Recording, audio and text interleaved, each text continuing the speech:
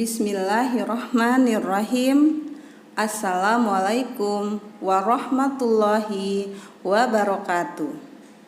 Alhamdulillah, hari ini kita dapat berjumpa kembali dalam video pembelajaran persiapan pelaksanaan ujian sekolah PPU tahun 2021. Program ini dilaksanakan untuk menyiapkan siswa-siswi kelas 6 dalam menghadapi ujian sekolah nanti. Materi hari ini materi bahasa Indonesia. Seperti biasa, sebelum kita mulai belajarnya, kita baca doa terlebih dahulu. Bismillahirrahmanirrahim. Raditu billahi rabba wa bil islami dina wa bi muhammadin nabiyya wa rasula rabbi zidni ilma warzuqni fahma Allahumma anfa'ni bima 'allamtani wa 'allimni ma yanfa'uni wa zidni ilman. Materi bahasa Indonesia hari ini yaitu tentang menyusun teks. Apa yang akan dipelajari? Yang pertama, kita akan mencoba menyusun berbagai teks petunjuk. Yang kedua, menyusun berbagai teks dalam bentuk deskripsi maupun narasi. Dan yang ketiga, memperbaiki tata kalimat dalam paragraf. Kita mulai yang pertama, menyusun berbagai teks petunjuk. Penyusunan teks petunjuk membuat sesuatu hal dapat diurutkan sesuai urutan yang logis. Proses tersebut dilaksanakan secara berurutan satu per satu.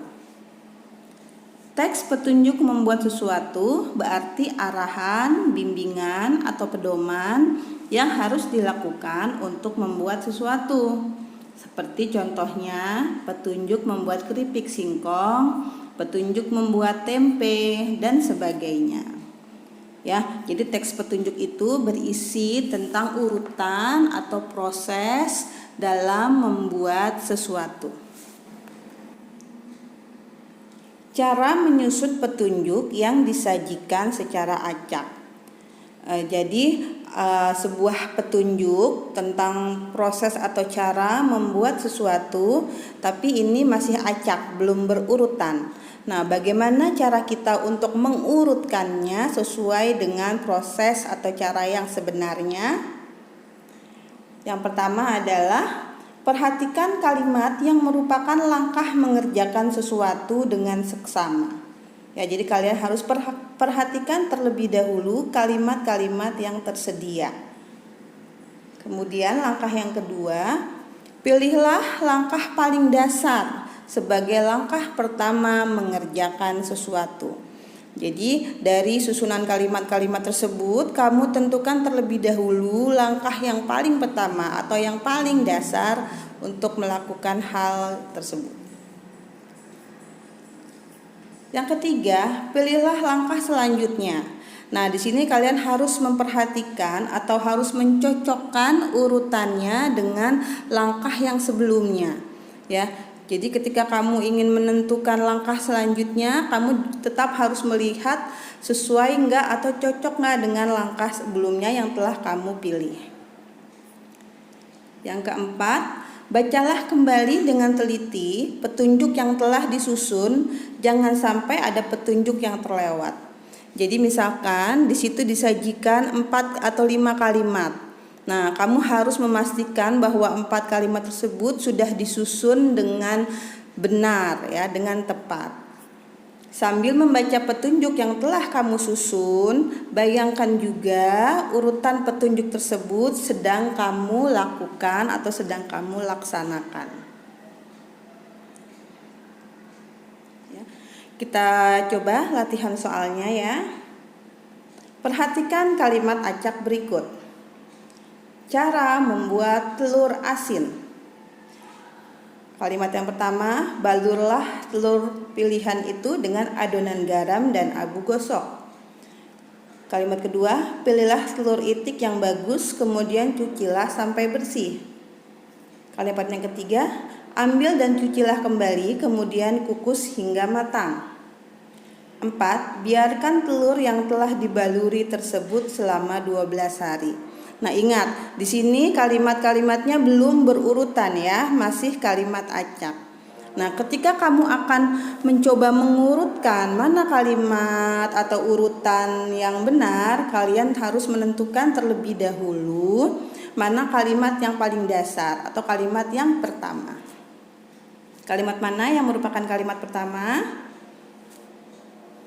Iya benar, pasti kita harus memilih terlebih dahulu telur mana yang bagus ya. Karena di sini sudah tergambar atau sudah terlihat bahwa ini adalah proses untuk membuat telur asin ya.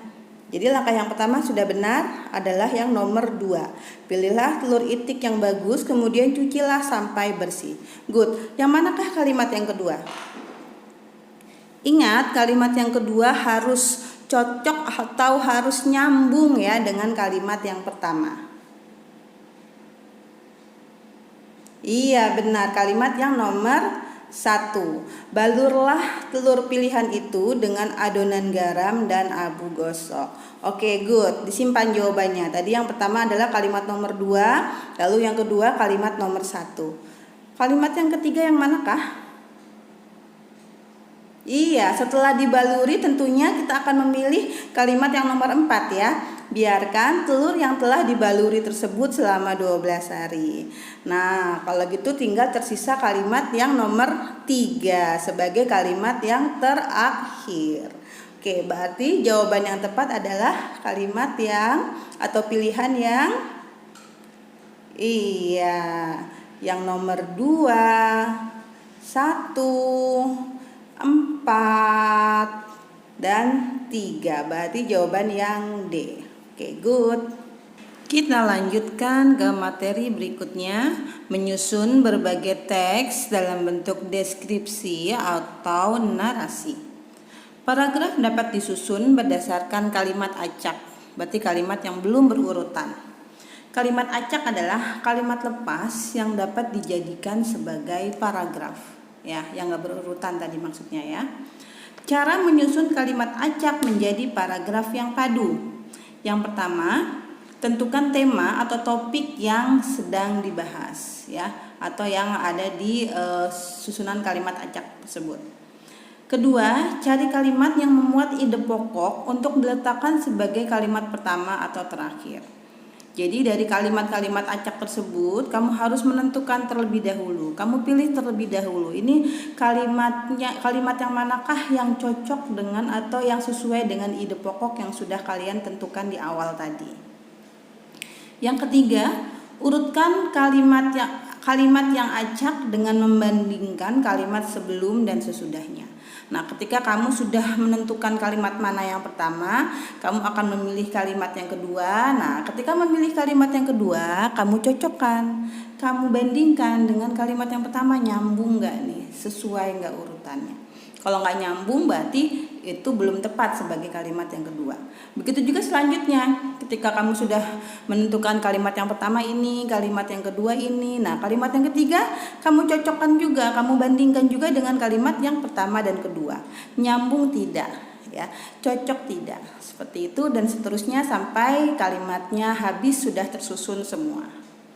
Yang keempat, susun semua kalimat hingga menjadi paragraf yang padu. Kalau ada 4 kalimat acak, berarti kamu susun keempat kalimat itu menjadi sebuah paragraf yang padu atau yang nyambung. Bagaimana caranya? Ya kalian harus membaca lagi paragraf yang sudah kalian buat tersebut.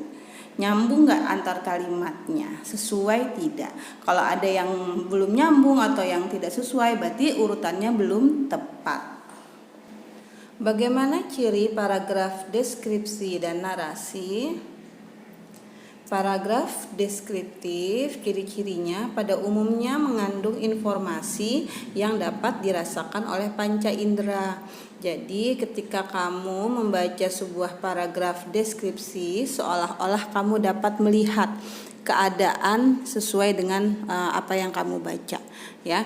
Sedangkan ciri-ciri paragraf narasi pada umumnya menceritakan hal-hal yang berhubungan dengan pengalaman atau kejadian pribadi. Jadi misalkan ketika kamu pernah mengalami mengunjungi Museum Nasional, nah kamu menceritakan perjalanan kamu atau apa yang kamu dapat pada saat mengunjungi Museum Nasional, itu disebut paragraf narasi. Sedangkan kalau kamu menceritakan bagaimana keadaan di Museum Nasional, bagaimana bentuk arsitekturnya, bagaimana penataan benda-benda yang ada di dalam museum, bagaimana warna temboknya, bagaimana pencahayaannya. Nah, itu disebut paragraf deskripsi. Ya, kita langsung coba latihan soalnya. Silahkan kalian baca terlebih dahulu nomor 1. Kalimat-kalimat yang ada di nomor 1 ini belum berurutan ya, atau kalimat yang masih acak. Ingat, sebelum kalian menyusun menjadi kalimat yang berurutan, kalian harus menemukan terlebih dahulu ide pokok atau tema dalam bacaan tersebut. Nah, tentunya setelah kalian baca sudah bisa ditemukan ya ide pokoknya tentang apa? Iya, tentang perpustakaan ya, perpustakaan yang ada di SD Mulia. Ya, berarti kita bisa menentukan bahwa kalimat pertama dari soal nomor 1 adalah yang nomor 2. SD Mulia memiliki perpustakaan. Oke, kita lanjut. Mana kalimat yang kedua? Ingat, kalimat kedua harus nyambung ya, harus cocok sesuai dengan kalimat pertama yang sudah kita tentukan tadi. Iya, benar. Kalimat yang kedua adalah kalimat nomor 1. Perpustakaan itu luasnya memadai dan warnanya serasi. Lalu mana kalimat yang ketiga dan keempat? Iya, kalimat yang ketiga dan keempat berarti yang menggambarkan bagaimana luasnya dan bagaimana warnanya. Ya, jadi urutan yang benar dari kalimat-kalimat acak tersebut adalah 2, 1, 3, dan 4. Jawaban yang C. Oke, good. Kita lanjutkan soal nomor 2. Silahkan kalian baca terlebih dahulu.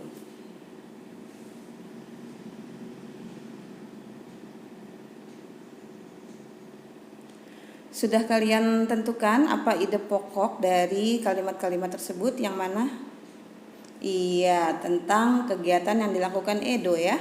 Kalimat pertamanya berarti yang mana? Iya, kalimat yang nomor 3. Edo selalu bangun pagi. Lalu manakah kalimat yang kedua?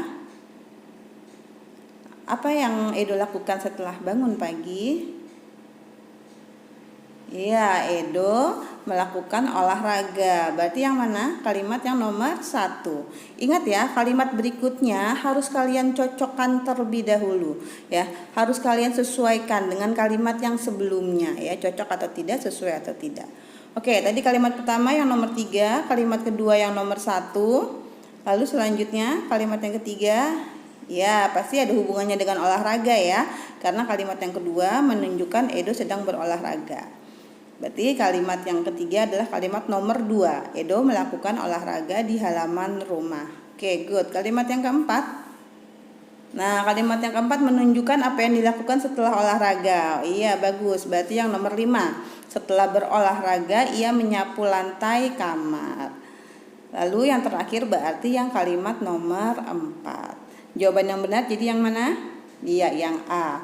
3, 1, 2, 5, 4. Oke, jika kalian perhatikan pada soal nomor 1 dan nomor 2 itu nampak sekali perbedaan ya. Pada soal nomor 1 itu menunjukkan paragraf apa? Iya, benar, paragraf deskripsi atau deskriptif, karena di situ menggambarkan bagaimana keadaan sebuah ruangan ya, seolah-olah kita bisa melihat ruangan itu. Ya, sedangkan yang soal yang kedua adalah contoh dari paragraf naratif, karena di sini menceritakan apa yang dilakukan Edo di pagi hari gitu ya. Oke. Kita lanjutkan materi berikutnya, memperbaiki tata kalimat dalam paragraf. Sebuah kalimat sekurang-kurangnya harus memiliki subjek dan predikat. Ya, subjek masih ingat nggak apa? Predikat? Nah, Bu Novi ingatkan sedikit ya. Subjek itu biasa disingkat S, biasanya menunjukkan pelaku atau yang melakukan. Ya, sedangkan predikat biasanya berupa kata kerja atau yang dilakukan. Nah, contohnya pada kalimat Budi berlari. Nah, Budi menunjukkan unsur subjek, berlari menunjukkan unsur predikat. Kucing memanjat pohon.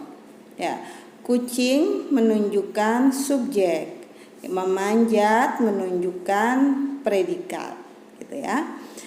Beberapa hal yang menyebabkan kalimat menjadi tidak efektif. Yang pertama, unsur kalimat tidak lengkap. Nah, unsur subjek dan predikat harus ada dalam sebuah kalimat. Apabila salah satunya tidak ada, maka kalimat tersebut akan menjadi rancu atau menjadi tidak jelas ya, dan tidak dapat dipahami maksudnya.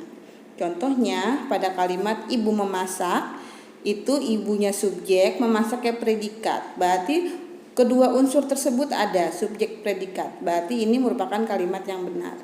Tapi pada kalimat ibu yang memasak, ibu subjek, sedangkan predikatnya tidak ada.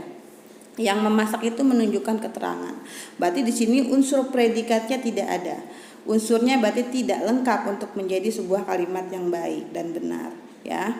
Jadi contoh yang ibu yang memasak adalah salah ya, tidak lengkap. Yang kedua, unsur kalimat tidak disusun dengan tepat.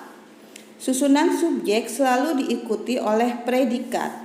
Subjek predikat SP. Kemudian dapat diikuti unsur lainnya, objek dan keterangan.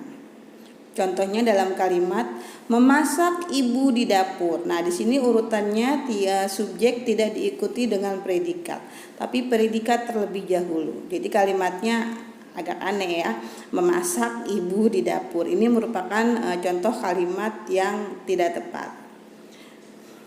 Ibu memasak di dapur. Nah, ini di sini ibu subjek, memasak predikat, di dapurnya keterangan. Urutannya benar, SP, lalu diikuti oleh unsur yang lain keterangan. Ini contoh kalimat yang susunannya tepat. Yang ketiga, unsur kalimat yang susunannya berlebihan. Jadi kalau yang tadi susunannya tidak tepat, nah kalau yang sekarang justru susunannya berlebihan, ya. Para siswa-siswa belajar dengan gembira. Nah, kata para di sini sebenarnya sudah menunjukkan banyak, ya. Ditambah lagi dengan siswa-siswa. Siswa-siswa juga menunjukkan banyak. Jadi di sini ada kelebihan, ya. Ada para, ada siswa-siswa. Gunakan salah satunya saja. Para saja atau siswa-siswa. Seperti pada contoh kalimat berikut. Para siswa belajar dengan gembira. Ini benar. Atau siswa-siswa belajar dengan gembira. Ini juga kalimat yang benar. Cukup paham ya? Yuk kita coba dengan latihannya. Silakan kalian cermati paragraf berikut ini.